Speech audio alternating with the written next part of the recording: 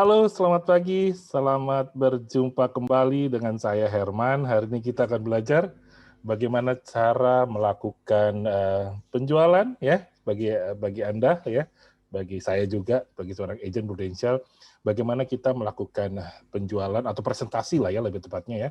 Presentasi dengan sederhana dan simple banget, tetapi ini sangat powerful sehingga mudah dimengerti oleh prospek Anda, calon nasabah Anda, meskipun mereka awam sama sekali tentang konsep asuransi seperti apa. Mari kita mulai sesi hari ini, How to Start Right. Teman-teman, training ini tentunya memiliki tujuan. Tujuannya adalah pertama, agar kita semuanya memiliki mindset yang benar, bagaimana sih menjadi seorang agen itu, gitu ya. Kemudian juga kita juga jadi memahami setelah sesi ini selesai, kita bisa memahami bagaimana cara menggali kebutuhan prospek. Dan yang pasti juga kita jadi tahu cara presentasi yang benar.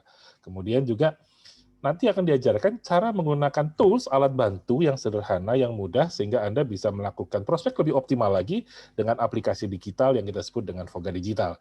Kemudian juga nanti di akhir sesi kita akan belajar bagaimana sih mengatasi keraguan-raguan ya. Pastinya seseorang masih nggak percaya, mungkin takut atau bagaimana. Nah, kita akan diajarkan bagaimana cara mengatasi keraguan-raguan mereka secara sederhana sehingga mereka menjadi tidak ragu-ragu lagi untuk berikan data sehingga Anda bisa follow up lagi untuk terjadinya nanti suatu closing atau penjualan. Baik, teman-teman. Yuk kita memulai dengan diri kita sendiri. Anda, saya, kita semuanya pasti memulai menjadi seorang agent, menjadi seorang tenaga pemasar Prudential, tentunya memiliki mimpi, memiliki goal, atau memiliki tujuan. Tujuan ini masing-masing orang berbeda-beda. Tujuan saya dengan tujuan Anda pasti berbeda. Ya. Nah, awalnya goal ini terasa indah, terasa kayaknya, wah, pasti kita akan capai nih gitu ya dengan di Prudential. Tetapi begitu melangkah, ternyata tiba-tiba muncul rintangan. Rintangan dari mana? Ya pertama rintangan itu muncul saja dari orang-orang yang terdekat. Ya, pasangan kita, suami, istri, anak, orang tua, sahabat kita gitu ya, atau mungkin keluarga besar kita atau keluarga kita, biasanya mereka langsung mengatakan, benar kamu mau jadi agen gitu ya, gak salah nih pilihanmu gitu ya. Ya, kenapa sih mereka melakukan itu semuanya? Apakah mereka karena mereka nggak suka dengan pilihan kita? Mungkin kemungkinan mereka bukan karena tidak suka. Problemnya mungkin adalah mereka mencintai kita, sehingga mereka merasa bahwa kalau kamu menjadi seorang agent, nanti itu ada suatu perjalanan yang berat. Mungkin kamu akan ditolak, mungkin kamu akan mengalami permasalahan dalam hubungannya dengan relasi dengan teman, sahabat, atau orang-orang yang Anda kenal dekat. Kemungkinan mereka akan meninggalkan Anda. Dan karena dia mencintai kita, mereka tidak ingin kita terluka gitu ya. It's okay, nggak apa-apa teman-teman. Mereka melakukan itu karena cinta. Tetapi percaya saya teman-teman, yakinkan mereka bahwa apa yang kita lakukan adalah yang sudah sesuatu yang benar, sudah sesuatu yang tepat. Mereka suatu saat akan memahami setelah kita bisa menjalankan aktivitas ini, setelah kita menjalankan kegiatan ini dengan baik, dan kita bisa tunjukkan kepada mereka bahwa kita bisa mengatasi permasalahan ini, kita bisa mengatasi ibaratnya kerikil-kerikil ini. Mereka adalah orang yang pertama akan bertepuk tangan ketika kita mencapai kesuksesan ya. Yang kedua tadi, teman-teman sahabat kita gitu ya. Bener kamu jadi agen gitu kan ya. Bisa jadi teman-teman ini yang pertama kali akan blok kontak Anda di WhatsApp Anda misalnya gitu ya. Tiba-tiba Anda menghubungi mereka, mereka tidak bisa ada di blok gitu ya. Kenapa mereka ngeblok? Ya mungkin problemnya adalah mereka takut mereka akan diprospek gitu ya. Dia merasa bahwa image atau gambaran seorang agent adalah suatu profesi atau suatu pekerjaan yang nggak cocok lah untuk Anda, nggak tepat untuk Anda. Dan dia tidak mau temannya akhirnya malah melakukan suatu kegiatan yang menurut mereka nggak kelas lah gitu ya, mungkin begitu ya. Yang kedua atau mungkin masyarakat. Wajar teman-teman, karena persepsi asuransi di masyarakat masih belum terlalu baik ya. Literasi finansial, literasi keuangan, apalagi asuransi masih sangat rendah di masyarakat kita. Ada sebagian masyarakat yang memahami asuransi, tetapi jauh lebih banyak lagi yang belum memahami. Tugas kita untuk mensosialisasikan ini kepada masyarakat, bahwa asuransi adalah sesuatu yang baik, sesuatu yang sangat berguna ketika kita untuk tujuan mengatasi risiko kehidupan yang bisa jadi terjadi pada diri kita dan diri keluarga kita. Dan yang paling penting teman-teman, rintangan yang paling berat adalah rintangan yang muncul dari dalam diri kita sendiri. Kenapa?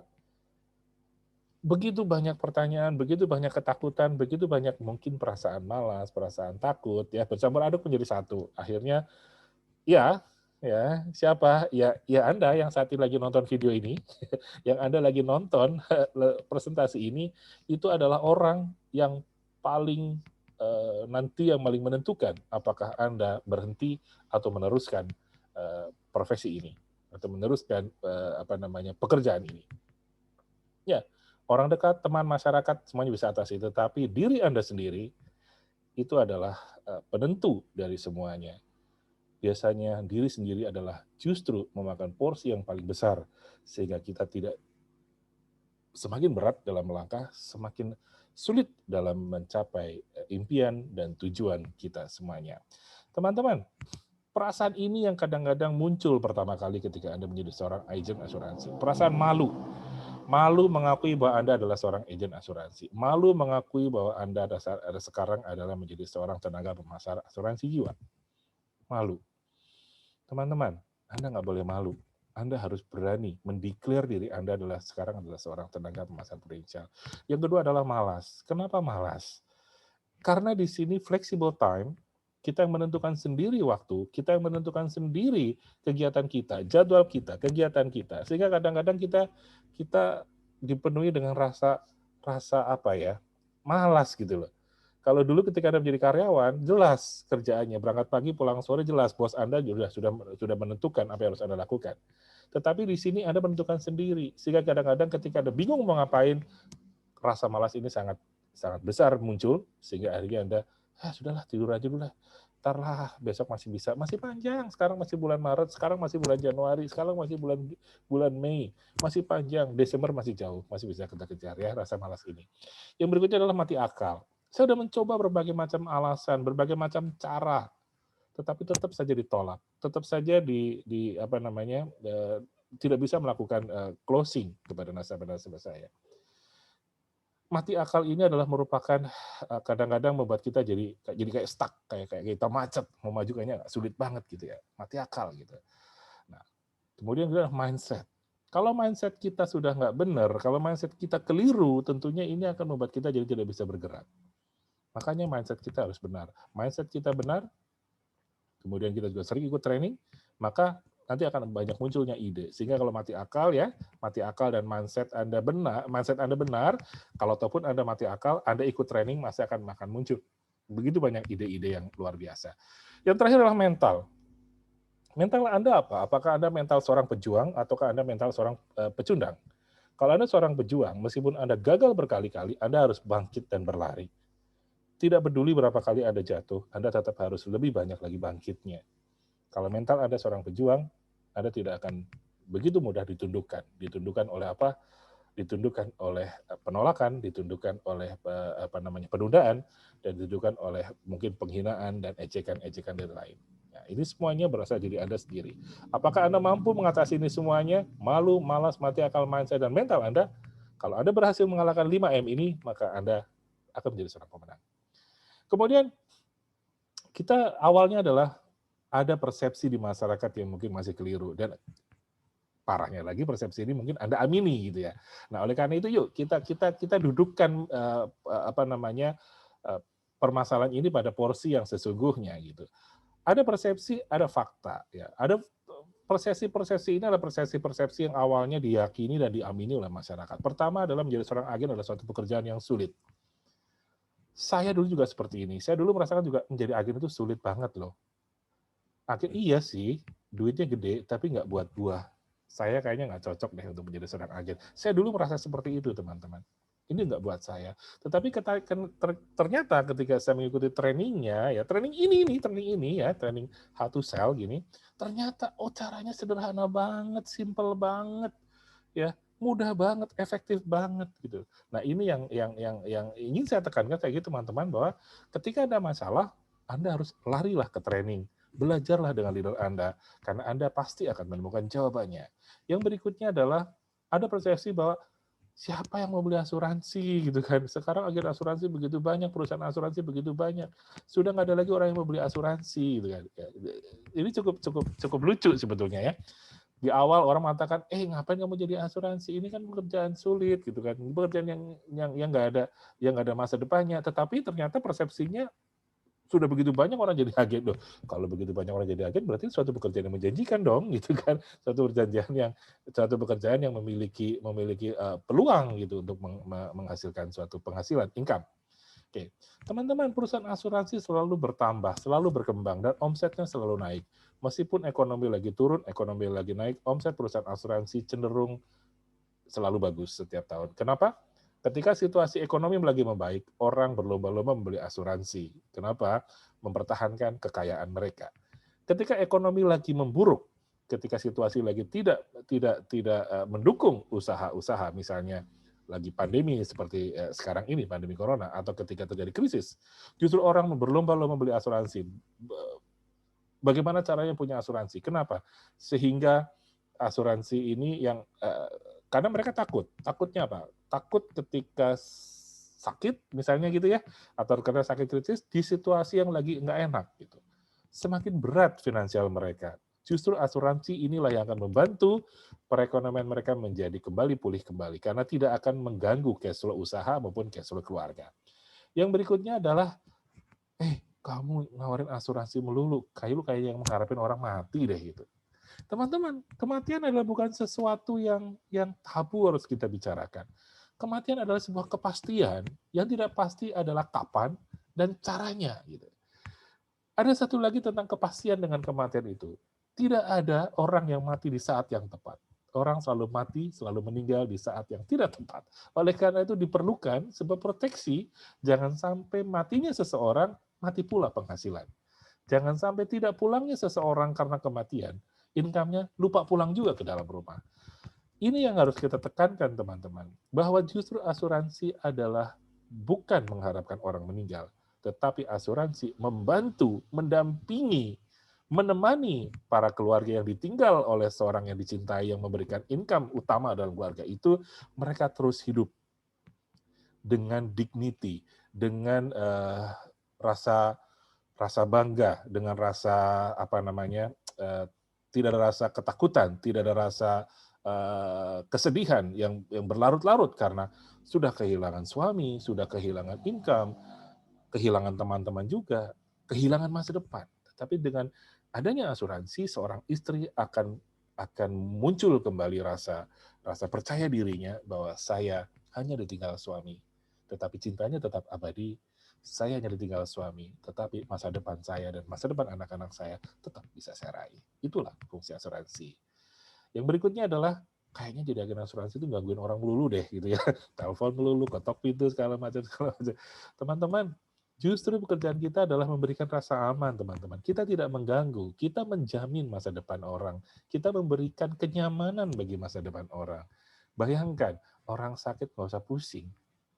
Biaya rumah sakit ditanggung oleh asuransi. Orang meninggal, iya, pasti sedih lah ditinggal orang yang dicintai. Tetapi kesedihan ini hanya terbatas pada kehilangan figur, kehilangan sosok, bukan kehilangan cinta atau kehilangan biaya hidup. Karena apa?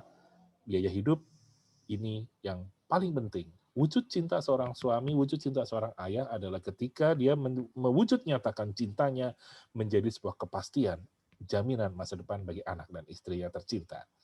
Yang berikutnya adalah seolah kayak kita jadi peminta-minta gitu kan. Ayolah, belilah, tolonglah saya gitu.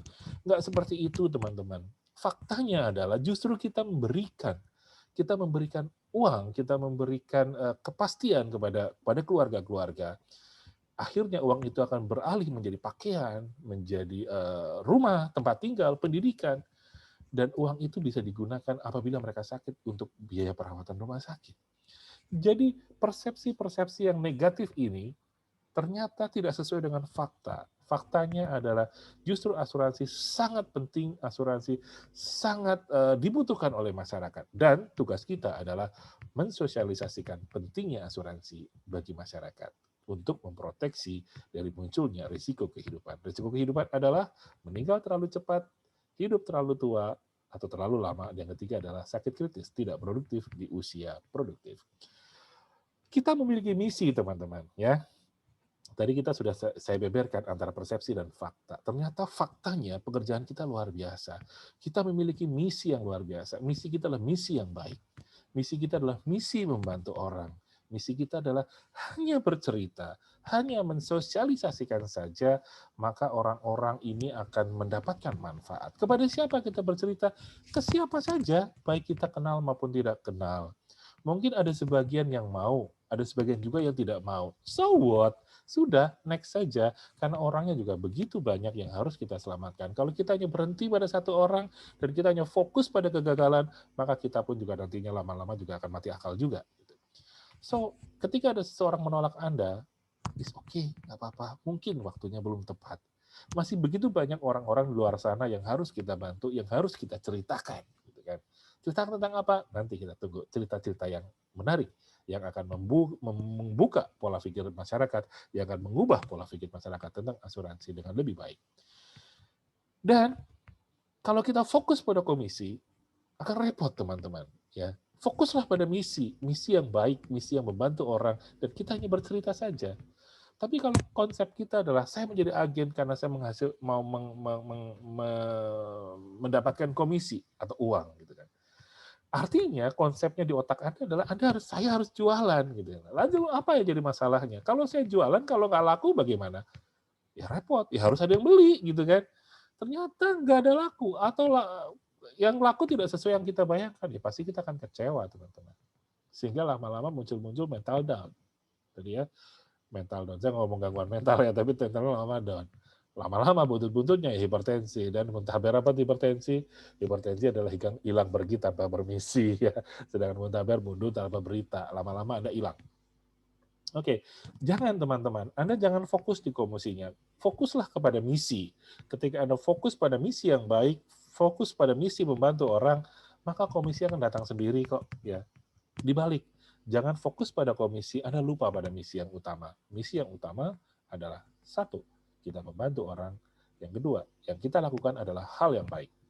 Yang kita berikan pada masyarakat adalah baik adanya. Dan kita hanya bercerita, bukan jualan.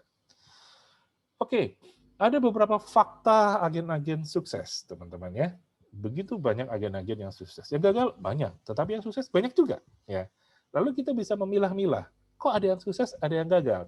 Ternyata karakternya yang membedakan. Kenapa mereka ada yang sukses, ada yang gagal. Rata-rata yang sukses adalah orang-orang yang beriman. Mereka memiliki kekuatan doa yang luar biasa di dalam kehidupan mereka. Dari pagi hari sampai menjelang malam. Kemudian mereka memiliki impian yang jelas, cita-cita yang nyata gitu. Ya, impiannya itu jelas banget. Kemudian mereka memiliki keberanian dan mau untuk berubah. Oke. Selanjutnya adalah mereka mau belajar juga. Setinggi apapun prestasi yang mereka sudah capai, mereka selalu belajar, dan belajar. Mereka tidak cepat puas diri dan tidak cepat menyombongkan diri mereka. Kerja keras, seorang pekerja keras. Seorang agen sukses, fakta agen sukses adalah seorang pekerja keras. Berangkat pagi, pulang malam. Beraktivitas dari pagi hingga tengah malam. Tekun, pantang menyerah. Ya. Dia selalu mengambil prinsip satu lagi. Pantang menyerah. Kumpulkan semua cerita-cerita sedih. Karena cerita-cerita sedih ini yang akan membawa dia menjadi seorang yang sangat kuat. Fokus dan full time, teman-teman. Fokus pada pekerjaannya, fokus kepada misinya. Fokus kepada impiannya, fokus kepada tujuan hidupnya. Ya. Agen sukses, agen yang sangat fokus. Antusias. Selalu bersemangat, selalu bergairah. Setiap hari yang diceritakan adalah selalu prudential. Ketemu orang ceritanya prudential, selalu begitu setiap hari. Ya, sehingga kadang-kadang lama-lama orang bosan juga. Lu ngomongnya prudential dulu. Iya, karena dia orang yang sangat antusias. Karena dia tahu bahwa prudential akan membawa kehidupan teman-temannya, sahabatnya menjadi yang lebih baik. Ya. Mereka adalah orang yang sangat antusias, semangat, dan selalu bergairah. Mereka selalu tidak ada hentinya bercerita tentang prudential. Disiplin, dan sangat sistematis. Disiplin diri, aktivitas. Sehari harus bercerita kepada orang, sehari harus presentasi kepada sekian orang, sehari harus belajar beberapa sesi. Selalu disiplin, setiap hari, setiap saat. Selalu upgrade diri menjadi orang yang menjadi versi yang terbaik. Persistence dan konsisten. Persisten adalah gigih, teman-teman. Gigih, terus mencoba, dan mencoba, tidak kenal menyerah. Dan yang pasti konsisten. Konsisten bergerak, konsisten bertahan, dan selalu konsisten bertumbuh. Teman-teman, menjadi seorang agen artinya ada sesuatu yang harus dirubah pada diri Anda. Ya, bagi Anda yang selama ini mungkin tidak terbiasa dengan dunia keuangan, ya Anda harus menyesuaikan diri dengan kehidupan jadi seorang tenaga pemasar dunia keuangan. Ya, sebagai seorang tenaga pemasar di industri keuangan, tentunya ada aturan-aturan tersendiri. Anda harus berubah. Kalau Anda terbiasa di bidang yang mungkin lebih santai gitu ya, bidang-bidang yang mungkin tidak mensyaratkan Anda harus melakukan penampilan diri yang baik, ya sekarang harus pelan-pelan harus berubah. Seorang agen adalah seorang perencana keuangan tentunya adalah seorang profesional, apalagi di bidang keuangan. Seorang bidang keuangan dia harus memiliki penampilan yang menarik. Pertama adalah menggunakan pakaian kerja yang bersih, rapi, dan profesional. Iya, sekarang semuanya menggunakan Zoom, menggunakan virtual. Nah, inilah menunjukkan kalau Anda seorang profesional, meskipun Anda Zoom, Anda pun menggunakan baju yang rapi, Anda menggunakan baju yang profesional. Tidak menggunakan baju yang asal-asalan, menggunakan t-shirt, misalnya kaos, daster gitu ya. Jangan sampailah Anda lakukan.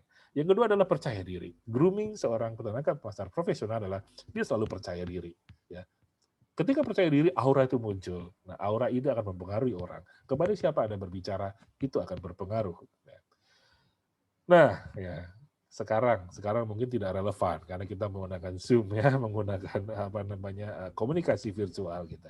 Tetapi pasti suatu saat Anda bertemu dengan orang ya. Ketika Anda bertemu dengan orang secara nyata, bertatap muka dalam jarak yang tidak terlalu jauh, dengan terus mempertahankan protokol kesehatan, Anda jangan lupa diri Anda juga harus tercium harum gitu ya, harum parfum tentunya, bukan harum yang lain gitu ya, harum parfum. Dan parfumnya juga jangan berlebihan, parfum yang soft, mungkin parfum yang menunjukkan siapa Anda, jadi diri Anda. Pertahankan juga diri Anda ya, di samping badan Anda juga harus wangi gitu kan. Dari badan kita juga kita harus selalu mandi biar kita badan kita juga wangi. Kemudian mulut ya kadang-kadang kita lupa, apalagi kadang-kadang kalau kita berpuasa Senin Kamis gitu ya, atau puasa hari-hari tertentu, kadang-kadang kalau kita tidak perut tidak terisi makanan akan memunculkan ya bau yang cukup menyengat. Nah, itu Anda harus tahu diri. Jangan sampai calon prospek Anda bertemu dengan Anda dia pingsan gitu ya. Oke. Kemudian peralatan kerja. Ini pun juga harus Anda persiapkan dengan baik. Smartphone, gadget atau gawai, kemudian kertas, bolpen, dan semuanya harus Anda persiapkan dengan baik. Kalau sekarang mungkin lebih relevan adalah laptop atau mungkin tab, dan juga adalah aplikasi-aplikasi dan tools-tools yang mendukung dari presentasi yang harus Anda lakukan. Postur tubuh juga harus Anda tunjukkan dan meyakinkan. Meskipun Anda secara virtual, Anda masih bisa terlihat postur tubuh. Dengan cara Anda duduk, cara Anda berbicara, cara Anda mengekspresikan, cara Anda mengartikulasikan kata Anda keluar, itu harus menunjukkan siapa diri Anda, profesionalisme Anda. Yang penting teman-teman, meskipun tugas Anda bercerita, tetapi jangan lupa, lebih penting Anda mendengarkan mereka. Ya, karena seorang agent yang baik, seorang tenaga pemasar asuransi yang baik adalah orang yang pintar mendengarkan, bukan yang pandai berbicara. Dengarkan mereka, karena semakin kita mendengarkan mereka, kita memahami apa yang dibutuhkan, apa yang dia perlukan di dalam kehidupan ini. Always listening, always understanding, always delivering, ya, kurang lebihnya seperti itu. Oke teman-teman, kita akan masuk kepada sales cycle atau ya putaran penjualan lah ya, kurang lebih gitu. Jadi cycle ini berawal dari pertama adalah prospecting atau mengumpulkan calon nasabah, kemudian approach atau pendekatan, presentation atau presentasi, kemudian handling objection atau mengatasi keberatan, closing penutupan bila nasabah setuju, dan terjadilah penjualan yang ditandai dengan nasabah membayar premi pertama. Ini adalah sales cycle teman-teman. Ini adalah perputaran cycle penjualan. Ini biasanya rata-rata harus kita ikutin. Step-nya adalah seperti itu teman-teman. Step-nya adalah seperti itu dari sales. Mungkin setelah dari sales nanti ada terjadi resales, penjualan kembali, kemudian peningkatan sales segala macam. Tetapi semuanya selalu diawali dari prospecting. Oke, kita akan mulai dari step yang pertama adalah prospecting. Prospecting adalah cara kita mengumpulkan calon-calon nasabah yang mungkin yang akan kita follow up untuk nanti suatu saat akan menjadinya sales. Pertama, siapa sih prospek kita, teman-teman? Siapa sih prospek kita? Biasanya bilang siapa saja. Siapa saja adalah prospek kita. Kita kenal maupun tidak kita kenal. Siapa saja. Oke. Jadi tugas Anda yang pertama, teman-teman, kumpulkan prospek ini dalam 100 nama. Ya, kumpulkan 100 nama prospek Anda. Siapa nama-nama itu? Itu tadi saya bilang, siapa saja. Kita kenal maupun tidak kenal. Siapa sih orang-orang itu? Oke, kenal mungkin bisa saya bagi dua. Kenal dekat dengan kenal biasa. Siapa yang kita kenal dekat? Yang kita kenal dekat, orang tua kita tentunya. Orang tua kita adalah prospek kita juga. Saudara kita juga prospek kita juga. Kemudian paman, tante, sepupu, keponakan, saudara ipar, gimana, sahabat, ya, sahabat-sahabat baik Anda, teman dekat Anda, gitu kan, sahabat di sekolah, sahabat di tempat kerja, sahabat-sahabat yang lain, mungkin di mana tempat-tempat yang lain. Nah, ini kita sebut dengan ring 1. Ring 1 adalah orang-orang yang dekat sekali dengan Anda. Mulailah dari mereka. Kenapa? Anda masih baru, sebagai seorang baru kadang-kadang suka nggak percaya diri ya, belum pede lah gitu ya. Nah, kalau ketemu dengan orang-orang dekat dengan ring 1 ini, kemungkinan besar Anda terjadinya closing lebih besar karena mereka lebih memahami posisi Anda dan mereka pasti ada sebagian yang pasti akan mendukung Anda. Yang nggak mendukung tentunya ada juga, tetapi saya yakin pasti ada lah. Dari 100 nama yang Anda kumpulkan tadi, ada beberapa orang yang mendukung Anda di dalam pekerjaan Anda sekarang. Kemudian yang kenal-kenal biasa lah ya, misalnya tetangga di rumah, ya di kompleks Anda, kemudian teman-teman lama Anda, teman SD, teman SMP, teman pemain, mungkin Anda pernah pindah rumah, mungkin tetangga Anda dulu di rumah yang lama, mungkin teman satu klub golf, kemudian klub misalnya bulu tangkis, atau klub mobil segala macam, mungkin kenal dengan Anda tapi tidak terlalu dekat, hanya sekedar kenal. Atau teman arisan, atau teman sekolah, teman kerja, teman lainnya, mungkin beda divisi, beda kantor, beda kantor cabang, tetapi masih Anda tahu dia juga tahu Anda gitu kan. Nah, ini adalah kenal tapi hanya kenal biasa. Oke, yang berikutnya mungkin bisa jadi Anda nggak kenal sama sekali. Siapa mereka? Referensi. Referensi adalah orang-orang yang direferensikan oleh orang yang dekat dengan Anda. Misalnya orang tua menerangkan, itu tuh teman papa, mungkin begitu ya. Atau mungkin sahabat Anda, itu tuh saya tahu banget dia lagi cari asuransi. Bisa jadi seperti itu. Anda nggak kenal sama sekali. Anda mendapatkan nama itu dari referensi orang. Oke, yang berikutnya adalah mungkin dokter yang merawat Anda, dokter yang langganan Anda, pengacara mungkin yang Anda kenal, kemudian pedagang atau pemilik toko ya. Anda selama ini melakukan transaksi dengan pemilik toko misalnya atau pedagang, Anda suka membeli apa di toko itu, nah itu juga prospek Anda gitu kan. Mungkin Anda nggak kenal sama pemiliknya, mungkin Anda kenalnya sama karyawannya, ya minta tolong lah sama karyawannya, kenalin dong sama bosmu misalnya, bisa jadi seperti itu. Atau karyawan-karyawan di perusahaan yang mungkin Anda nggak kenal sama sekali gitu kan. Bisa jadi karyawan perusahaan apa yang tiba-tiba Anda lewat, Anda mampir, bisa juga ini ada prospek juga ada. Kemudian misalnya Anda ikut seminar ya, biasanya di daftar seminar tuh ada tuh daftar hadir gitu kan, daftar hadir ada nomor handphone segala macam. Foto saja daftar hadirnya, kemudian Anda kumpulkan, itu adalah prospek Anda. Anda nggak kenal sama sekali dengan mereka. Anda bisa menghubungi dengan secara virtual melalui WhatsApp atau melalui komunikasi digital lainnya. Kemudian daftar undangan pernikahan. Pernikahan Anda, mungkin pernikahan anak-anak Anda, misalnya Anda sudah punya menantu misalnya gitu ya, anak Anda mau menikah. Nah, ini daftar undangan Anda, saya yakin pasti lebih dari 100 orang. Silakan Anda kumpulkan, itulah prospek Anda. Kemudian daftar tamu rapat kantor, kebetulan Anda ada rapat, misalnya rapat kantor atau rapat-rapat apa gitu ya, ada daftarnya, Anda kumpulkan. Atau bisa jadi dari mailing list, ya, mailing list di kantor Anda. Anda bisa, wah ini, kabak ini, kepala divisi ini, Anda simpan aja, siapa itu adalah prospek Anda. Oke, teman-teman, komposisinya bagaimana yang harus dari 100 nama tadi? Saran saya kumpulkan dalam list nama, list 100 nama ya.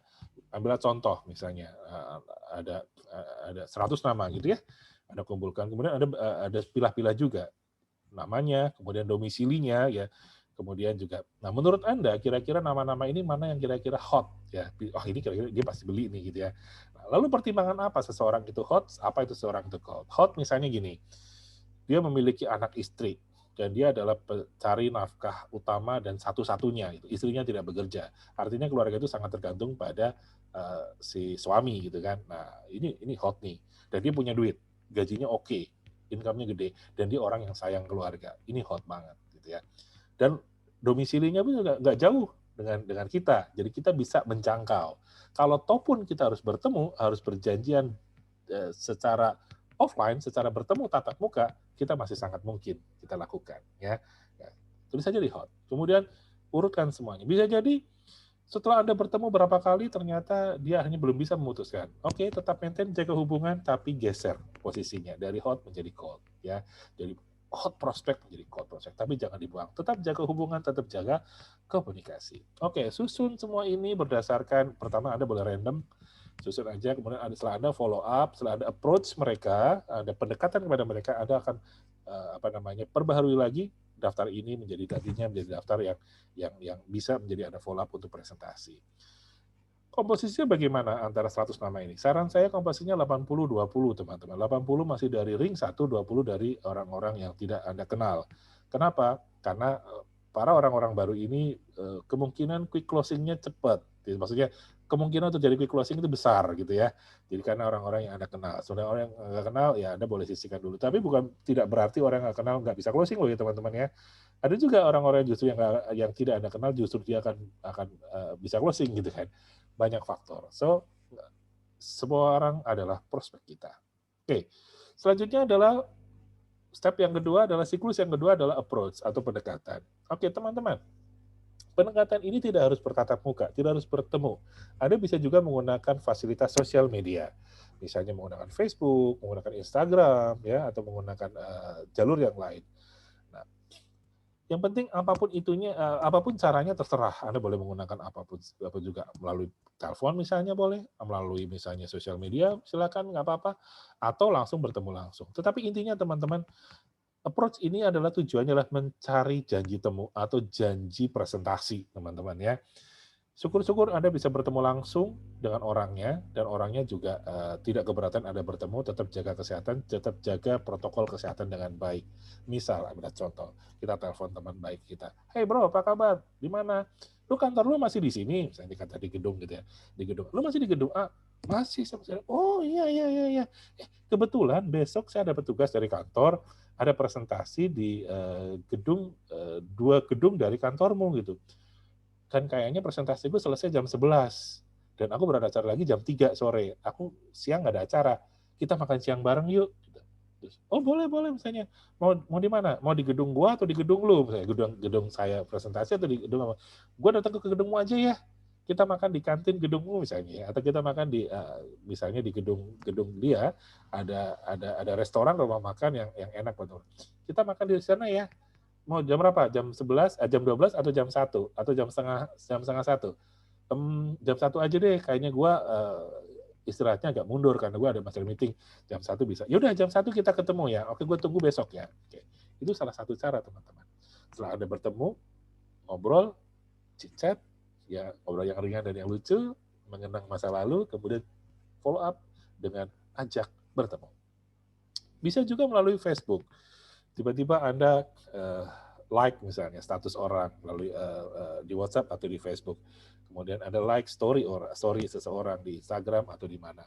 Kemudian Anda komen, kemudian puji, kemudian tanya kabar. Kemudian hanya bilang, kita ngobrol yuk, gitu kan. Yuk kita ketemu yuk, gitu ya. Oke, kemudian lakukan jadi temu. Lalu bagaimana kalau dia tidak bisa bertemu secara langsung, misalnya mungkin masih ada ketakutan atau mungkin jaraknya yang tidak mungkin Anda bertemu. Anda di Jakarta, sementara prospek Anda di Medan misalnya. Bagaimana? Oke, bisa dengan cara ajak untuk bertemu secara virtual. Bro, gua ngobrol yuk, secara lebih enak yuk, video call ya. Kayaknya video call dong. Bisa pakai WhatsApp video call, atau menggunakan Skype, atau menggunakan Zoom. Bisa apapun cara. Intinya adalah Anda harus ngobrol santai, enak, tenang. Teman-teman, jangan buru-buru presentasi, jangan buru-buru langsung ngomong, lu beli dong asuransi sama gue. Jangan, teman-teman. Gali dulu, fact finding dulu. Fungsi approach adalah kita menggali kenyataan yang dialami. Anaknya berapa, kemudian keadaan dia seperti apa, kondisinya seperti apa, ketakutan dia seperti apa, kebutuhan dia seperti apa. Gali dulu, teman-teman. Kalau Anda belum mendapatkan data yang tepat, jangan Anda buru-buru presentasi, pasti akan mental. Ya, setelah fact finding Anda berjalan dengan baik, ada jelas Anda janjian untuk bertemu. Ya, bertemu. Lebih baik lagi ketika bertemu itu akhirnya mengerucut pada suatu informasi, gue punya sesuatu buat lu. Bagus banget, dengerin gue deh. Gue cuma minta waktu 10 menit saja, dan gue jamin lu gak bakal menyesal. Nah, setelah itu, lu mau ngomongin apa gitu. Ya udah, gue mau ngomonginnya, lu sekarang kan sibuk, ntar malam ya, jam 7. Habis makan malam, yuk kita Zoom misalnya. Nah, atau yuk kita video call. Tapi saran saya lebih baik Zoom. Kenapa Zoom? Kita bisa share presentasi atau PowerPoint gitu ya, atau gambar di dalam. Kalau video call WhatsApp agak sulit ya. Artinya Anda bisa melakukan presentasi di sana. Oke. Lalu apa namanya, teman-teman, di dalam komunikasi, dalam approach tadi adalah dibutuhkan sebuah komunikasi yang efektif. Ya, ternyata dari hasil penelitian orang berkomunikasi efektif itu lebih melihat gerak tubuh, body language. 55% orang terbawa ketika dia melihat gerak tubuh kita dengan baik. Meskipun ya, misalnya kayak sekarang saya menggunakan Zoom, saya menggunakan rekaman video. Saya mencoba untuk gerakan tubuh saya ada, gestur tubuh saya ada, karena meraut muka saya, dan saya tersenyum, padahal saya ngomong sendiri gitu ya. Tapi saya tersenyum. Kenapa? Karena inilah adalah salah satu cara gerak tubuh saya, gestur tubuh saya, untuk buat orang jadi tertarik dengan apa yang saya sampaikan. Jadi teman-teman, baik Anda bertemu langsung maupun secara virtual, gestur tubuh sangat diperlukan. Ingat, 55% orang berkomunikasi secara efektif adalah melalui gerakan tubuh. Bukan dari kata-katanya. Kata-katanya cuma 7%, teman-teman. Mereka tidak memahami kata-kata kita. Mungkin dari 10 menit yang kita omongkan, dia cuma mungkin cuma berapa detik. Sisanya yang dia ingat adalah gerakan tubuh kita. Nah, kemudian adalah cara kita menyampaikan masalah. Cara kita menyampaikan pesan ini ya, dia ngelihat. Jadi kalau kita lihat, 55 ditambah 38, cara kita menyampaikan dan gerak tubuh kita, itu ternyata memberikan porsi yang sangat besar. 93% komunikasi yang efektif adalah cara kita menyampaikan, simplify, secara simple, sederhana, tetapi optimal, sehingga lawan bicara kita memahami apa yang mau kita sampaikan. Bukan konten kata-kata yang kita sampaikan. Ada beberapa bahan obrolan. Ya, sebelum masuk ke presentasi, kita ada beberapa bahan obrolan. Bahan obrolan ini biasanya disampaikan kepada mereka. Tujuannya apa? Mengarahkan, mempersiapkan mereka untuk siap mendengarkan presentasi kita. Biasanya yang kita sampaikan pertama adalah masalah perencanaan keuangan keluarga. Teman-teman, sampaikan kepada mereka. Pertanyaan ya, pertanyaan ini bisa Anda tanyakan secara mengalir seperti Anda lagi ngobrol dengan teman Anda, dengan sahabat baik. Bro, sekarang penyakit banyak banget ya bro ya, serem banget deh. Bentar-bentar dengar-dengar orang mati, dengar-dengar orang tiba-tiba sakit, nggak bisa apa-apa, kehilangan pekerjaan. Kayaknya penyakit kritis semakin banyak sekarang ya. Gue sih paling takut sama serangan jantung. Kalau lu takut apa bro? Lu takut nggak serangan jantung? Nah bisa seperti itu ya. Karena apa teman-teman? Dari survei LIMRA adalah Life Insurance Market Research Association ya, atau Asosiasi Riset Market tentang asuransi jiwa di Amerika sana ya. Ternyata dari survei LIMRA mengatakan bahwa 5 orang sebelum meninggal dunia, 4 orang terkena sakit kritis dulu ya. Dan 4 orang ini sakit kritis yang paling utama yang di Indonesia adalah jantung, kanker, tumor, dan stroke ya. Nah, saya yakin lawan bicara Anda, prospek Anda pasti pernah mengalami suatu kejadian yang sangat sangat berbekas di otak dia, berbekas di hati dia terhadap salah satu anggota keluarganya yang terkena sakit, entah kanker, entah tumor, entah serangan jantung atau stroke. Saya yakin ada beberapa anggota keluarganya yang mengalami sakit ini. Jadi kalau kita menyinggung penyakit ini, saya yakin itu akan langsung muncul memori jangka panjang dia, langsung pada otak alam bawah sadar dia, iya ini adalah penyakit yang sangat mengerikan. Yang berikutnya adalah, tanyakan ke dia.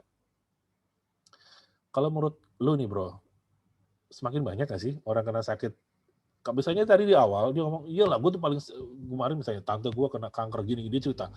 Mungkin pengalaman buruk dengan dia menemani tantenya misalnya gitu kena cancer sampai akhirnya sampai ke tahap yang sudah menjelang sudah stadium 4 misalnya katakanlah. Dia pasti ada momentum yang sangat berbekas sekali di alam bawah sadar dia. Ketika dia mengatakan cancer misalnya atau serangan jantung misalnya, maka kita hanya fokus pada sakit kritis satu itu. Dia ngomong kanker ya kanker aja, nggak usah ngomongin serangan jantung, nggak usah ngomongin tumor, karena apa? Yang menurut dia yang paling menakutkan adalah kanker. Ya. Jadi ketika dia ngomong, oke, kayaknya sekarang semakin banyak ya orang kena kanker ya. Dia pasti akan ngomong iya. Karena alam bawah sadar ini sudah sangat ketakutan dengan kanker. Iyalah, gimana orang nggak kena kanker, pola makan seperti ini, junk food di mana-mana, istirahat kurang, ya, rokok juga di mana-mana, polusi di mana-mana, otomatis terjadinya mutasi gen pada tubuh kita sehingga munculnya sel-sel kanker sangat mungkin terjadi.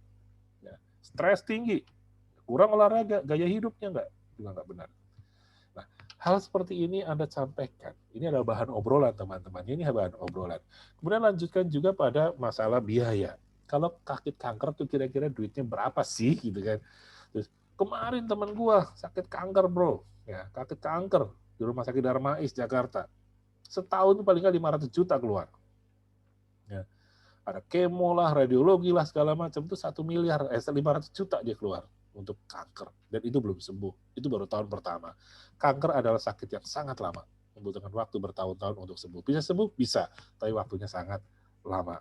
Artinya, ketika Anda sampaikan data, ya ingat teman-teman, data dan fakta, orang tidak bisa ngeblok. Berbeda ketika Anda mengatakan, kalau menurut gua ya, sakit kanker itu paling mahal. Dia bisa, nggak bisa bro, dia kan bisa ngomong seperti itu. Tetapi ketika Anda menyampaikan data dan fakta, dia tidak bisa mengelak. Karena datanya memang ada. Bahwa biaya rumah sakit di Rumah Sakit Darmais untuk penanganan sakit kanker 500 juta misalnya. Ya. Apa yang bisa kita omongkan? Gila loh, kalau 500 juta itu sama aja ngerampok tabungan kita. Sedikit demi sedikit bertahun-tahun kita nabung. Begitu sekalinya sakit, dalam hitungan hari habis tabungan kita bertahun-tahun.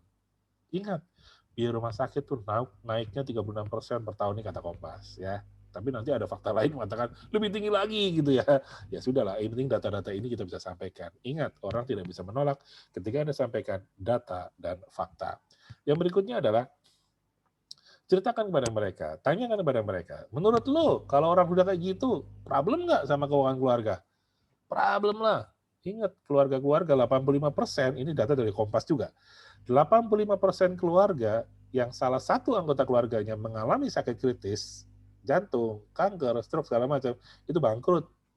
Artinya mereka mengalami kesulitan keuangan, itu pasti. Karena biaya untuk penanganan sakit kritis itu sangat mahal. Sangat mahal. Kemudian adalah, kalau duit yang ada, aset yang ada, sudah nggak bisa untuk mengatasi biaya-biaya tadi, apa yang harus lo lakuin? Ya jual, jual harta, cari pinjaman, minta sumbangan. Ya. Anda bisa ceritakan, iya masih ingat kan ketika beberapa artis terkenal gitu kan, bikin charity, bikin acara sumbangan untuk sumbangan untuk artis ini, dan sumbangannya terkumpul. Itu pun nggak banyak loh teman-teman. Sumbangannya cuma hitungannya, mohon maaf, hitungannya cuma puluhan sampai ratusan juta, padahal penanganan sakit dia sampai miliaran. Ini artis. Bagaimana dengan kita yang bukan artis? Berapa banyak kan menyumbang kita? Ya, berapa banyak yang akan rela menyumbangkan 1 juta untuk kita? Belum tentu, teman. Paling banyak cuma 50.000 kali menyumbang kita. Itu pun cuma sekali, habis itu nggak akan nyumbang lagi. Padahal namanya penanganan sakit kritis membutuhkan waktu bertahun-tahun dan sangat lama serta biaya yang sangat mahal. Ingat, artis saja tidak terkumpul dana yang cukup, apalagi kita yang bukan artis, yang bukan siapa-siapa. Nah, tanyakan juga kepada mereka, menurut lu setuju nggak orang cari duit itu tujuannya apa sih? Selain untuk kebutuhan kita hidup sehari-hari, pastinya ada dong yang disisihkan buat diinvestasikan. Itu untuk apa sih selain itu? Pastinya harus untuk bisa suatu diwariskan dong anak cucu, ya untuk hari tua kita nanti. Haruslah, dan ini penting banget.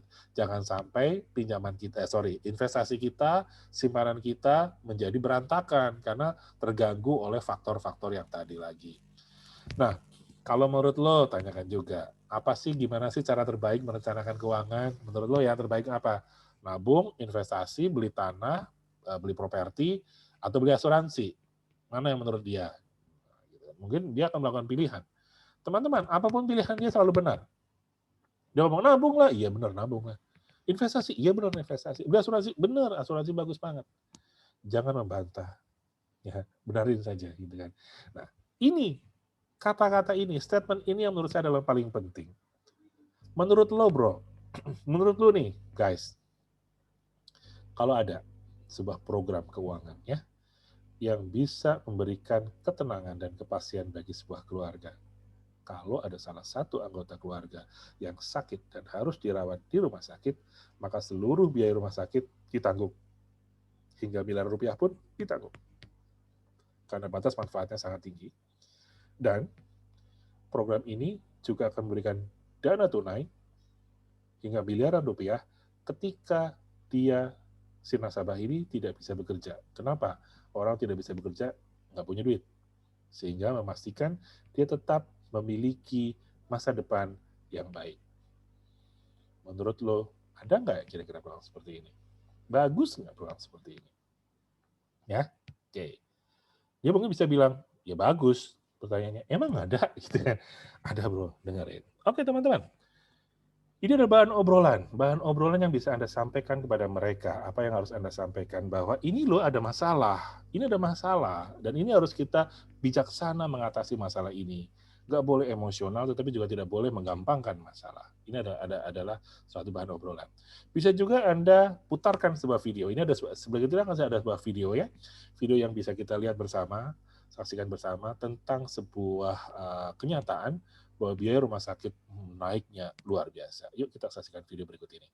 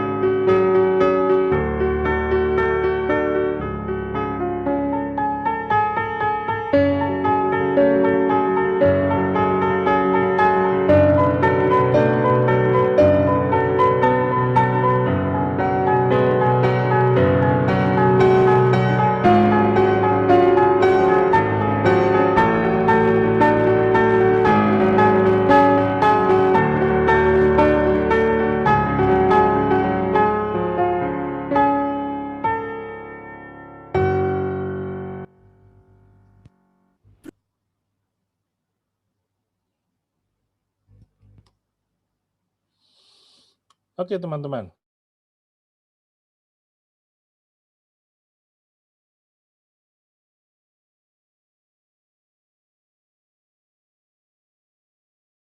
Oke, video tadi membukakan mata kita. Ternyata biaya rumah sakit itu naiknya gila-gilaan setiap tahun. Kenapa bisa terjadi seperti itu? Pertama adalah teknologi, teman-teman. Teknologi berkembang sangat cepat. Ya. Teknologi kedokteran juga berkembang sangat cepat. Teknologi medis itu sangat berkembang sangat cepat. Dan rumah sakit mengikuti perkembangan teknologi tadi. Ya. Teknologi pasti nggak murah. Membeli teknologi tidak mudah. Membeli peralatan tidak mudah. Dan untuk menjalankan peralatan itu juga membutuhkan orang-orang yang ahli di bidangnya. Ahli yang profesinya di situ. Problemnya tidak murah juga menyediakan orang-orang seperti ini. Ya. Artinya, kenaikan tadi, peningkatan biaya-biaya tadi dibebankan ke siapa? Dibebankan ke pasien dong tentunya. Oleh karena itu teman-teman, biaya kesehatan semakin lama semakin naiknya gila-gilaan. Sakit yang sama, saya masih ingat dulu saya pernah operasi usus buntu, teman-teman ya. Usus buntu mungkin sekitar 13 tahun yang lalu. 15 tahun yang lalu. Itu cuma berapa juta gitu, nggak begitu mahal. Sekarang, wow, bisa sampai 40 juta untuk operasi usus buntu. Ya, artinya peningkatannya luar biasa. Karena apa? Rumah sakit menggunakan teknologi. Oleh karena itu dibutuhkan sebuah plan rumah sakit dengan manfaat tahunan atau manfaat covering biayanya tinggi. Kalau cuma 100-200 juta mah kurang sekarang teman-teman. Kenapa? Penanganan rumah sakit minimal 200-an juta sekali sakit. Ya. Jadi dibutuhkan sebuah plafon atau batas manfaat tahunan yang sangat tinggi. Minimal 2 miliar lah mungkin per tahun. Dan refillable. Lalu bagaimana caranya? Pertanyaannya adalah, jika ada sebuah program asuransi seperti itu, mahal nggak kira-kira? Nah, ini yang jadi pertanyaan buat mereka. So, yuk kita lihat presentasi berikut ini yang akan membukakan mata masyarakat bahwa ternyata untuk berasuransi itu tidak perlu mahal kok. Yang penting adalah asuransinya tepat kita berikan. Ya, oke, yuk kita lanjutkan presentasi berikut ini. Nah, ini adalah presentasi 3-in-1, teman-teman ya. Presentasi 3-in-1 adalah sebuah konsep penyederhanaan. Ingat, teman-teman, tadi saya bilang bahwa komunikasi yang efektif 55% adalah dari gestur tubuh. Itu pada diri kita. Yang kedua adalah delivery. Delivery artinya cara kita menyampaikan. Nah, ini adalah cara kita menyampaikan secara sistematis. Kita menggunakan prinsip KISS. Keep it simple and short. Pendek, tapi sederhana dan langsung nyampe, efektif nyampe masyarakat. Daripada kita cerita satu-satu dengan detail-detail segala macam, dia nggak nyampe. Ya, oleh karena itu kita sampaikan presentasi secara sederhana, secara singkat, tetapi mungkin nggak nyampe 10 menit, tetapi ini betul-betul masuk di dalam pola pikir mereka bahwa ini adalah konsep perencanaan keuangan yang sangat mudah dilakukan. Oke, perhatikan presentasi saya. Teman-teman, perhatikan presentasi ini, karena presentasi ini akan bisa membantu Anda menyampaikan program perencanaan keuangan keluarga dengan sangat sederhana. Yuk kita lihat. Oke, yang pertama, semua orang, ya, Anda dan saya bekerja tentunya mencari uang. Oke, mencari uang untuk apa? Tentunya untuk memenuhi kebutuhan hidup sehari-hari. Ya, nah jika ya, tentunya dari semua penghasilan kita ada sebagian yang sudah kita siapkan, kita sisihkan untuk investasi. Investasi dengan tujuan nambah aset lah ya. Ngapain sih nambah aset? Ya tentunya suatu saat akan kita bisa nikmati sendiri ketika kita tua nanti gitu ya, misalnya ya. Investasi yang sudah kita siapkan untuk suatu saat kita nikmati sendiri. Yang kedua adalah tentunya investasi ini akan bisa kita wariskan pada keluarga kita gitu ya. Kita bisa wariskan pada anak cucu kita. Kemudian yang berikutnya adalah investasi ini bisa disumbangkan kepada masyarakat atau kepada pihak-pihak lain yang membutuhkan. Oke, untuk mendapatkan tujuan semuanya itu nggak cepat, nggak mudah, ya. Bukannya nggak cepat, ya. Butuh waktu yang lama, paling nggak 10 sampai 20 tahun. Oke. Nah, karena lamanya ini boleh ya kita sebut sebagai program ini sebagai program impian. Impian semua keluarga mendapatkan sebuah manfaat impian, yaitu bisa menikmati hasil investasi, bisa mewariskan hasil investasi, dan bisa menyumbangkan kepada, bisa bermanfaat investasi ini bagi masyarakat lebih banyak lagi. Oke, dari hasil survei yang kita lakukan, ternyata sebagian besar orang melakukan investasi, ya, investasi tadi, pertama adalah di bank atau di lembaga keuangan, ya. Yang masih sangat umum adalah deposito, teman-teman. Meskipun kalau menurut saya deposito bukan investasi ya, tetapi ini adalah yang sangat lumrah terjadi di masyarakat adalah melakukan di bank atau lembaga keuangan. Katakanlah sebuah keluarga memiliki alokasi dana 2 juta setiap bulan. 2 juta, 2 juta, 2 juta setiap bulan. Kemudian di bulan keempat, ternyata mengalami musibah, terkena kanker. Oke, Rumah Sakit Darmais mengatakan bahwa untuk perawatan kanker di tahun pertama dibutuhkan 500 juta. Oke, pertanyaan saya, banknya mau ngasih nggak 500 juta? Ya nggak mungkin lah mau ngasih, karena saldonya cuma 6 juta, kan baru nabung 3 bulan. 2 juta kali 3, 6 juta. Lalu bagaimana solusinya untuk memenuhi biaya rumah sakit tadi? Oke, kalau dia sudah nggak punya duit, tabungannya nggak cukup, apa yang dia lakukan? Ya dia harus melakukan pinjam. Dia harus meminjam. Meminjam apa? Meminjam kepada siapa saja yang dia bisa pinjam. Paling gampang meminjam kepada saudara, kepada sahabat, kepada teman. Ya, pertanyaannya berapa yang dia bisa pinjamkan? Ya, minjam ke bank agak sulit, karena minjam ke bank tentunya membutuhkan persyaratan kesehatan, sementara dia sudah sakit. Mungkin agak sulit untuk diberikan. Oke, minjam nggak cukup, ya jual aset teman-teman. Jual aset yang dia miliki. Yang paling gampang dijual adalah perhiasan. Perhiasan yang melekat pada dirinya, cincin, giwang, anting-anting, segala macam.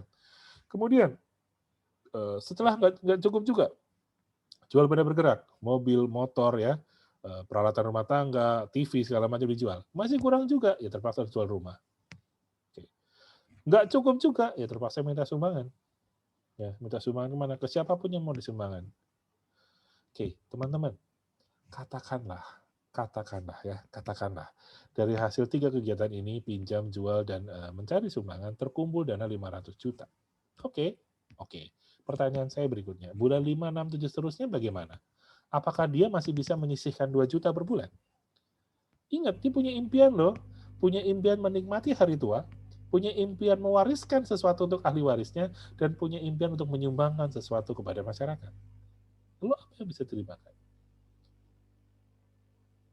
Menyisihkan 2 juta itu nggak ada. Oleh karena itu saya cuma bilang, lupakan menikmati hari tua. Kenapa? Udah sakit nggak ada biaya. Udah pasti tidak akan bisa menikmati masa depan. Yang ada hanya kesakitan, ketakutan, dan kebingungan. Ya. Lupakan mewariskan sesuatu kepada keluarga. Apa yang mau diwariskan? Semuanya sudah dijual. Ya, semuanya sudah dijual. Apa yang mau diwariskan? Yang ada mewariskan hutang. Ingat, Anda meminjam. Yang ketiga, apa yang mau disumbangkan? Yang ada Anda butuh sumbangan. Mungkin anak Anda harus berhenti kuliah dan dia harus bekerja. Dan istri Anda juga terpaksa harus bekerja. Yang tadinya tidak biasa bekerja, sekarang terpaksa harus bekerja. Untuk apa? Untuk merawat Anda yang sakit. Gajinya sebagian besar diberikan pada Anda untuk perawatan rumah sakit. So, teman-teman, saya cuma bisa bilang, lupakan saja deh kalau Anda merencanakan masa depan dan Anda melakukannya di bank. Lupakan. Ini bukan solusi yang baik. So, saya coret. Oke, opsi yang kedua adalah belajar dari pengalaman yang pertama, di samping dia menabung di bank atau berinvestasi di bank, dia juga membeli asuransi secara terpisah. Misalnya BPJS, oke, atau asuransi kantor lah ya, atau asuransi individu yang lain dari perusahaan asuransi. Oke, alokasi dananya sama deh, 2 juta, 2 juta, 2 juta setiap bulan ya. Oke, kemudian di bulan 4 terkena cancer. Oke, masuk rumah sakit Darmais dan harus dirawat. Rumah sakit itu mengatakan, bos, 500 juta bos biayanya bos. Oke, pertanyaan saya, asuransinya bayar nggak? Bayar dong, karena dia ada asuransi kesehatan. Ya, oke. Katakanlah asuransinya bayar. Oke dong, bagus ya, semuanya berjalan lancar. Jadi masalah selesai. Katakanlah asuransinya nggak ada masalah. Oke, selesai. Pertanyaan saya berikutnya. Di bulan 5, 6, dan 7 sebagainya bagaimana? Dia masih bisa menyisihkan nggak 2 juta per bulan? Perawatan hanya tahun pertama. Dia masih harus kemoterapi. Dia masih harus segala macam segala itu. Pertanyaan saya, apakah dia masih tetap bisa mempertahankan jabatannya dia di kantor? Apakah dia masih tetap bisa melakukan usahanya dengan baik, dengan kondisi yang sakit? Baru 1 tahun. Ya. Bahkan kurang dari 1 tahun. Apakah kira-kira dia bisa melanjutkan bisnisnya? Apakah dia bisa melanjutkan pekerjaannya dengan baik, tanpa ada masalah? Saya tidak yakin, teman-teman. Karena yang dia lakukan sekarang adalah harus menjaga kesehatan dengan baik. Lalu bagaimana dengan cicilan rumahnya? Kalau dia sudah tidak bisa lagi bekerja dengan baik, pada performance yang baik, bagaimana cicilan dengan cicilan-cicilan dia miliki? Cicilan rumah, cicilan mobil, ya. Kemudian bagaimana dengan SPP anak-anak? Pendidikan anak-anak bagaimana? Lalu bagaimana dengan biaya bulanan, biaya rumah tangga, listrik, kemudian IPL, segala macam, keamanan, segala macam. Bagaimana? Dari mana dia akan bayar? Kemudian cicilan-cicilan lain, biaya-biaya yang lain, biaya terapi, biaya pendamping kesehatan. Ini bagaimana? Ternyata solusinya teman-teman balik lagi ke sini, jual pinjam dan minta sumbangan, teman-teman. Hanya menunda tapi tidak menyelesaikan masalah. Kalau begini caranya, apa yang mau dinikmati di hari tua? Sudah sakit, buntut-buntutnya utangnya banyak juga. Apa yang mau dinikmati? Apa yang mau diwariskan? Semuanya sudah habis dijual. Yang ada justru Anda mewariskan utang kepada anak istri Anda. Apa yang mau disumbangkan? Yang ada Anda yang butuh disumbang. Kasihan anak Anda berhenti kuliah, harus bekerja, dan gajinya terbesar diberikan kepada Anda untuk meneruskan perawatan. So, ini bukan solusi yang tepat juga buat kita ya, kalau melakukan perencanaan keuangan dengan menabung di bank atau berinvestasi di bank dan membeli asuransi secara terpisah. Yang paling tepat adalah mengikuti menjadi peserta program 3-in-1. Oke, perhatikan saya teman-teman. Program ini program yang sangat luar biasa, dengan alokasi dana yang sama, 2 juta, 2 juta, 2 juta per bulan. Baru 3 bulan membayar, ternyata di bulan keempat terkena sakit cancer. Ya, dan Rumah Sakit Darmais mengatakan, biayanya 500 juta, Pak. Jangan khawatir, program ini yang langsung membayar biaya rumah sakit senilai 500 juta. Why? Karena rumah sakit program ini memberikan plafon atau batas manfaat tahunnya sebesar yang paling murah saja, plan yang paling murah saja adalah 2 miliar per tahun. So, 500 juta mah belum ada apa-apanya, masih ada cukup besar. Oke, ternyata 2 miliar kurang. Ternyata biaya perawatnya melebihi 500 juta. Jangan khawatir, diberikan namanya limit booster sampai dengan 8 miliar selama masa pertanggungan. So, misalnya 3 miliar masih bisa tercover, 4 miliar masih bisa tercover. So, plafonnya masih sangat besar. Teman-teman, jangan khawatir. Padahal baru bayar 3 kali. 2 juta, 2 juta, 2 juta. Di bulan keempat terkena sakit kritis, maka program ini akan mengcover biaya rumah sakit sampai dengan 2 miliar per tahun. Bahkan bisa sampai 10 miliar. Oke, 500 juta. Yang kedua, diberikan dana tunai, diberikan uang cash sebesar 1 miliar. Wow, buat apa 1 miliar? Kan rumah sakit sudah dibayar. Iya, ini bedanya dengan program yang lain. 1 miliar ini adalah untuk menjaga daya beli si nasabah. Kenapa? Namanya orang sudah kena sakit kritis nggak bisa bekerja. Kalau ataupun bisa bekerja, tentunya tidak pada performance yang seperti biasanya. otomatis income-nya pasti turun karena mungkin jabatannya jadi diturunkan atau mungkin tunjangannya menjadi ada yang hilang. So ini akan mengganti income yang hilang karena sakit. Ya orang sakit kritis nggak bisa kerja, nggak bisa nggak ada income ke rumah. Ini mengganti income selama sakit. Survei mengatakan bahwa orang yang sakit kritis dibutuhkan paling tidak 4 sampai 5 tahun dia recovery kembali kepada posisi yang 80% seperti ketika dia masih normal. Oke, dibutuhkan waktu 4 sampai 5 tahun. So dana 1 miliar ini adalah asumsinya dia bisa meneruskan hidup ini selama 4 sampai 5 tahun. Oke, sehingga dia konsentrasi saja untuk terus menjaga kesehatannya, untuk terus menyembuhkan, dibantu oleh keluarga, dan keluarga yang menemaninya, istri dan anak-anaknya, bisa fokus pada merawat dan fokus kepada pendidikan dan sekolah dan melanjutkan hidup dengan baik, dengan kualitas yang sama. Kemana uang 1 miliar itu diberikan ke rekening dari si nasabah. Untuk apa? Untuk memenuhi kebutuhan hidup sehari-hari. Oke, jadi sudah ada 2 ya.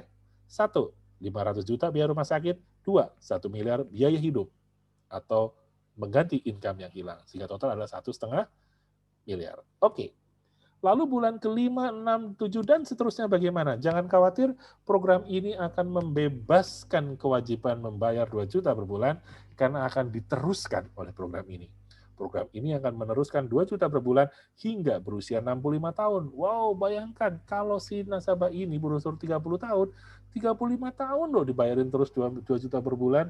So, artinya karena dana 2 juta ini diteruskan, pertanyaan saya, kira-kira tabungan impiannya tercapai nggak? Ada yang bisa dinikmati nggak di hari tua? Pasti ada, teman-teman. Pasti ada. Ada nilai tunai yang bisa dinikmati. Bisa ada nilai tunai yang bisa diwariskan untuk keluarga, ada nilai tunai yang disumbangkan. Ternyata si nasabah ini ternyata tidak berumur panjang, ya. Di tengah-tengah perjalanan sebelum berusia 65 tahun misalnya tidak bisa melanjutkan hidup dan harus dipanggil kepada Yang Maha Kuasa. Itu pun ada uang pertanggungan jiwa yang bisa digunakan untuk ahli warisnya meneruskan hidup ini atau disumbangkan sebagai sedekah atau diwakafkan kepada masyarakat. Pertanyaan saya teman-teman, apakah tabungan impian ini menarik? Bagus nggak? Tanyakan pada prospek Anda. Bagus nggak? Bagus banget. Ya sudah, kalau bagus ini data dirimu, saya bikinkan program seperti ini untuk Anda. Sesuai dengan keadaan yang sesungguhnya. Teman-teman, berapa lama saya bercerita tentang program 3-in-1 ini? Saya yakin nggak nyampe 15 menit, 10 sampai 15 menit. So, ini saja harus Anda lakukan setiap hari, pagi, siang, sore, malam, ini saja Anda ceritakan. Program 3-in-1, 3-in-1, ini adalah program lengkap. Program ini sebetulnya terdiri dari beberapa konsep. Yang pertama adalah asumsinya, ini ada laki-laki, usia 30 tahun, nggak ngerokok, kelas pekerjaan 2. Kelas pekerjaan 2 itu apa sih? Separuh pekerjaan di rumah, separuh pekerjaan di lapangan. Biasanya marketing lah misalnya gitu ya. Kemudian masa pembayarannya 20 tahun, komitmen 20 tahun. Kemudian premi atau kontribusi bulanannya 2 juta per bulan, dan manfaat yang diterima adalah 1, manfaat PGB atau namanya uniting, 20 juta, kemudian ridersnya, manfaat tambahannya adalah rawat inap atau PPH+, bros opsi 2 75 tahun sampai 75 tahun, kemudian protop untuk sakit kritis dan CCP 61, plan 1 miliar sampai 65 tahun, dan riders bebas premi untuk provider sampai dengan 65 tahun. Ini perinciannya, ya, perinciannya untuk manfaatnya segala macam, biaya premi segala macam, dan total kontribusinya setiap bulan adalah 2 juta per bulan. Usia nasabah adalah 30 tahun, kelas pekerjaan 2. Oke. Jadi skenario-nya adalah ketika nasabah mengalami masalah, maka dia akan mendapatkan manfaat. Apa yang diterima? Pertama, manfaat rumah sakit. Kalau sakit, maka di seluruh jaringan rumah sakit di seluruh Indonesia yang merupakan rekanan PMN ada 806 rumah sakit dan terus bertambah. Seiring berjalannya waktu akan terus bertambah jaringannya. Kemudian plafon manfaat tahunannya ada 2 miliar per tahun, dan kalau ternyata plafonnya itu habis dalam satu masa pertanggungan, maka akan bisa mengambil dari batas manfaat limit booster yang diberikan 8 miliar selama masa pertanggungan. Limit tahunan 2 miliar tadi sifatnya adalah refillable. Setiap kali ulang tahun polis, maka di top up lagi 2 miliar terus setiap tahun. Jadi bayangkan kalau dia membeli manfaat sampai 75 tahun, umurnya 30, berarti 45 tahun ya. Dari 30 sampai 75, 45 tahun, setiap tahun diisi 2 miliar. Jadi sebetulnya dia bisa mendapatkan manfaat 2 kali 45, 90 miliar loh manfaatnya ya, kalau kita akumulasi. Kemudian kalau terkena sakit kritis, maka Kalau dia terpenuhi 60 kondisi kritis, maka keluar 1 miliar. Atau dirawat di ICU 9 hari, ya di ICU 9 hari, maka keluar 1 miliar. Nah, contohnya kemarin nih kena COVID ya, kena COVID masuk ICU ya 9 hari, maka akan keluar 1 miliar. Kemudian mengalami 3 dari 6 ketidakmampuan, maka juga akan keluar dari 1 miliar. Kemudian mendapatkan operasi besar, maka dia pun akan keluar 1 miliar. Mana yang terjadi lebih dulu dari 4 kriteria ini? Kemudian ada manfaat atau riders bebas premi.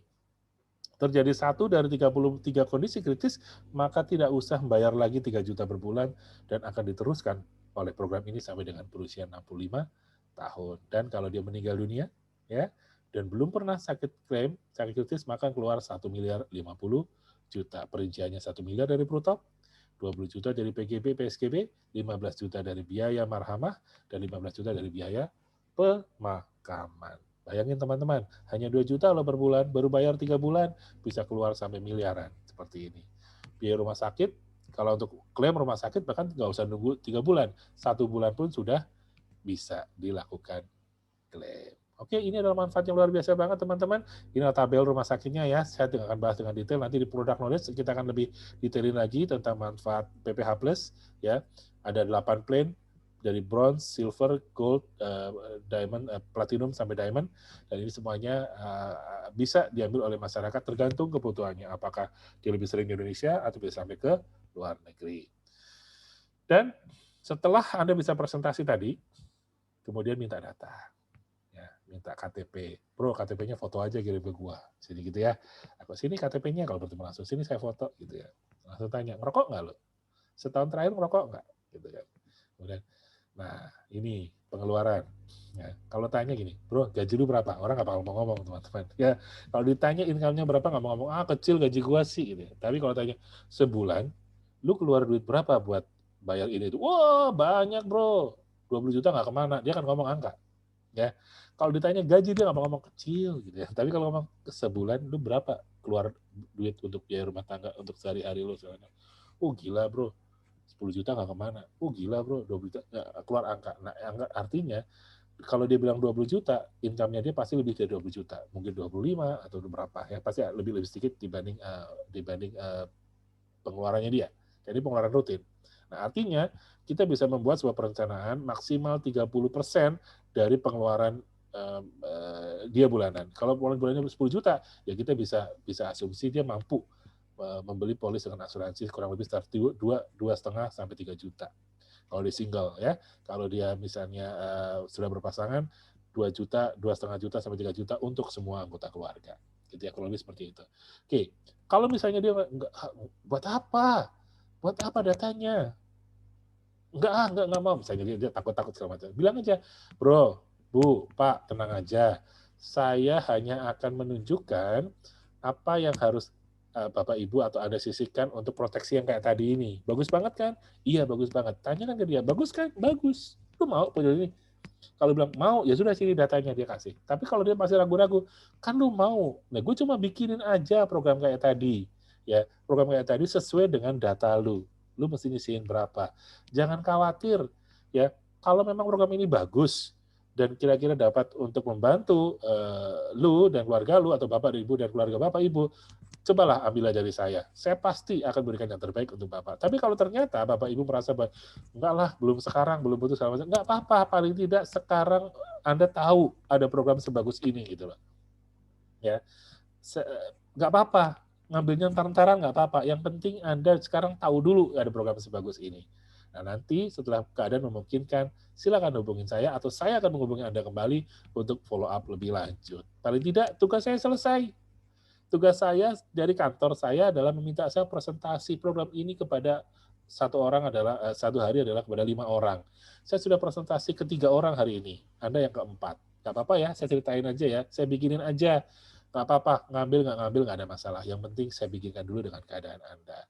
Kalau dia oke, kasih datanya, paling tidak Anda bisa di awal, ya misalnya dia nggak mau, ya udah bilang aja gini, oke, tanggal lahirnya berapa? Umurmu sekarang berapa? Ya, gitu ngomong seperti dulu. Setelah ketahuan, apalagi kalau dia teman kita kan pasti tahu umur dong. Nah, kita bisa menggunakan aplikasi Voga Digital, teman-teman. Ya, Fuga digital ini bisa menunjukkan premi yang sangat cepat untuk perkiraan ya, nggak tepat-tepat amat, tapi mendekati kira-kira seseorang itu harus mengalokasikan dana berapa setiap bulan. Nah, nama aplikasinya ada Fuga Digital. Nah, Fuga ini bisa ada download di Play Store, kalau ini hanya khusus untuk Android ya. Untuk iOS sementara belum ada. Ada download di Play Store, namanya seperti ini, aplikasinya Fuga Digital ya, install. Nah, kemudian nanti akan muncul menunya seperti ini. Setelah ada registrasi, di-approve oleh admin, maka Anda bisa buka menu-menu yang ada di dalam aplikasi. Nah, untuk menunjukkan ilustrasi atau simulasi premi, Anda bisa masuk ke ini, selling kit ya, digital selling kit di bagian benefit and pricing. Di situ kemudian akan muncul seperti ini menunya. Misalnya Anda mau cari tentang Prucinta misalnya ya, untuk jiwa gitu ya. Bisa klik di Prucinta, maka akan muncul usia. Oke, katakanlah usianya 30 tahun gitu ya. Klik 30 tahun, maka akan muncul pilihan uang pertanggungan. Uang pertanggungannya berapa? Misalnya 1 miliar. Oke, maka akan muncul. Kalau dia laki-laki, maka dia bisa membeli secara bulanan dengan 728.000 setiap bulan. Atau triwulan 2,1, atau semesteran 4,1, atau tahunan 8 juta. Yang jelas, semakin periodenya, frekuensinya semakin lama, maka diskonnya semakin besar. Ya, oke. Dan Anda lihat, kalau bulanan 700 juta, ternyata tahunan 87. Artinya apa? Dananya dia hanya bayar selama 10 tahun, totalnya 87, dapat manfaat 1 miliar. Artinya apa? Gede banget, ya, gede banget yang didapat. Kalau perempuan seperti ini ya, perempuan 600.000, untuk laki-laki 728.000. Cepat kan? Langsung cepat muncul preminya. Oke, kalau yang dibutuhkan adalah kesehatan, kayak tadi ya, rumah sakit. Maka bisa klik sini, benefit and pricing, langsung cari PPH Plus dan PSS. Oke, maka di sini akan muncul seperti ini, kita klik yang plan dan simulasi. Oke, nah di sini ada pilihan, mau di mana nih? Plannya mau area perawatannya mana? Mau di Indonesia, Asia di luar Jepang, Hong Kong dan Singapura, atau seluruh dunia kecuali Amerika Serikat. Katakanlah Indonesia. Oke, jadi hanya di rumah sakit Indonesia saja, nggak bisa di luar negeri, hanya Indonesia saja.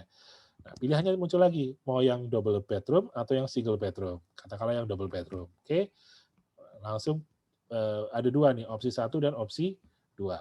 Oke, katakanlah misalnya usianya di berapa? 30. Oke, klik, maka opsi 1, kita lihat, ini, ya.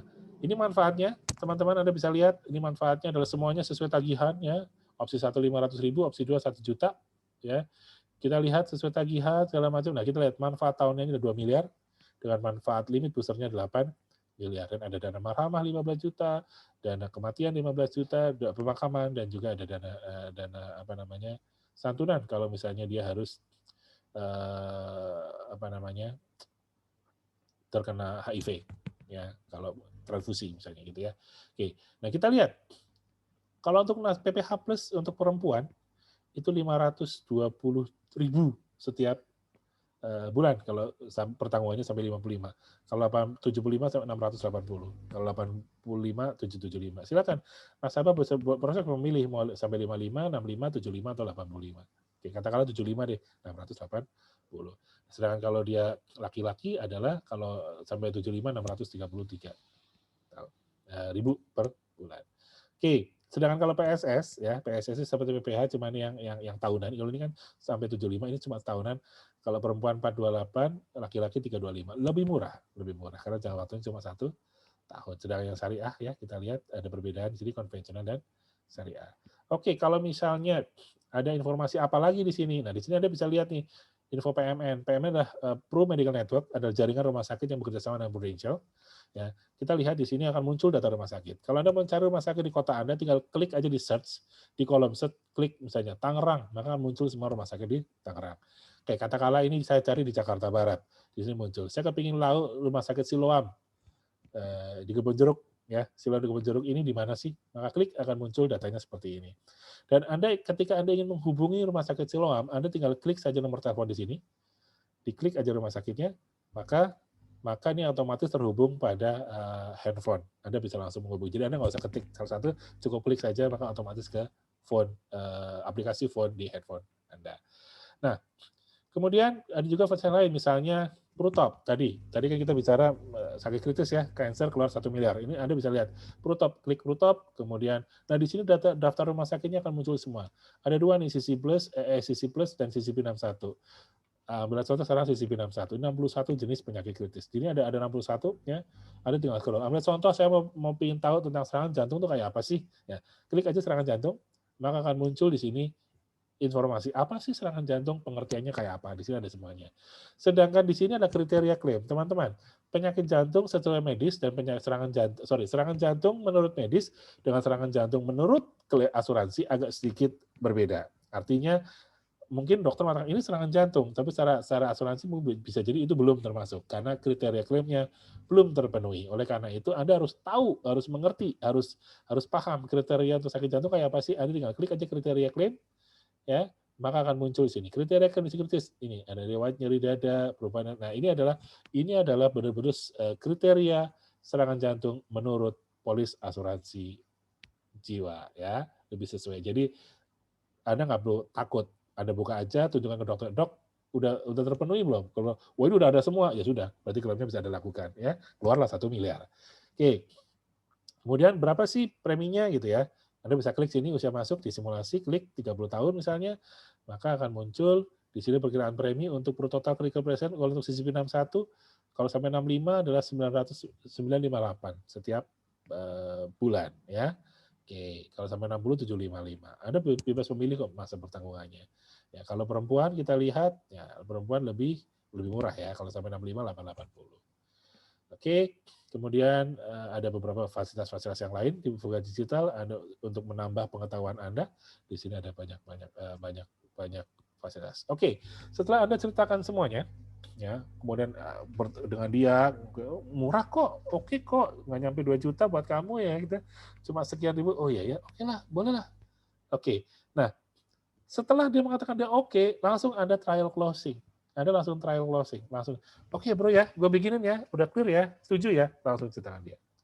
Oke, jadi minta langsung Anda buat. Nah ini bisa Anda buatnya melalui Proofforce. Jadi aplikasi Voga Digital adalah untuk mendapatkan simulasi premi, simulasi kontribusi secara cepat. Sehingga dia cepat memutuskan, iya saya ambil atau ntar dulu. Karena dia menghitung dulu dengan dana yang dia punya. Katakan, oke, gue ambil. Nah, di sini adalah pertanyaannya adalah kita harus cepat-cepat mengarahkan dia untuk terjadinya closing. So kita coba terclosing. Bro, Pak, Bu, bagus kan? Terjangkau kan harganya? Oke, kalau terjangkau bisa nggak jadi bantu? Pengalaman saya dari 5 pengajuan 2-3 ditolak permohonannya. Kenapa? Karena alasan kesehatan. Jadi boleh ya saya bantu wawancara kondisi kesehatannya. Wawancara kesehatannya. Apakah pernah dirawat di rumah sakit? Kalau pernah di rumah sakit, apa? Diagnosanya apa? Kemudian apa yang dialami? Apakah pernah kecelakaan? Apakah memiliki hobi yang berbahaya? Apakah pekerjaannya pekerjaan-pekerjaan yang berbahaya?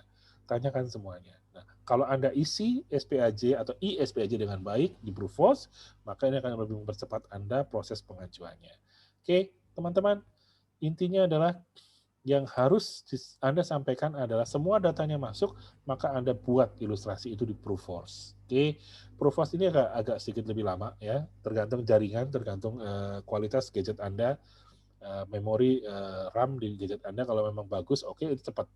Koneksi internet bagus maka cepat. Kadang-kadang suka gangguan. Kalau memang gangguan ya berarti Anda bisa lakukan dibuat Anda di rumah. Intinya dia sudah ada gambaran berapa preminya Anda buat, kemudian nanti Anda bisa lanjutkan untuk pertemuan berikutnya untuk tanda tangan di ISPAJ dan di ilustrasi di ISGS di Proofforce. Setelah dia tanda tangan dan submit maka yes Anda sudah closing. Tetapi closing itu belum sampai kepada penjualan. Penjualan itu baru akan terjadi setelah dia melakukan pembayaran premi pertama. Bantu dia, ajak dia membayar premi pertamanya. Bisa di Proofforce bisa juga langsung Anda buat melalui langsung auto debit di rekening tabungan atau juga melalui Propayling dengan di kartu kredit, maka otomatis akan terdebit secara setiap bulanan. Oke, teman-teman. Demikian presentasi saya. Semoga ini bisa membantu Anda dengan lebih sederhana ya, bisa memahami cara Anda jualan segala macam. Nah, presentasi juga tadi sudah sangat sederhana dan powerful. Silakan Anda beraktivitas, kumpulkan data prospek Anda sebanyak-banyaknya. Semoga dengan demikian Anda bisa melakukan aktivitas Anda rutin setiap hari sehingga apapun goal Anda, impian Anda bisa tercapai di masa-masa yang akan datang. Akhirnya, saya Herman Yosef, senang sekali berbicara dengan Anda, senang sekali berbagi dengan Anda. Sampai bertemu dan semoga sharing saya bisa bermanfaat bagi Anda semua. Terima kasih dan selamat pagi.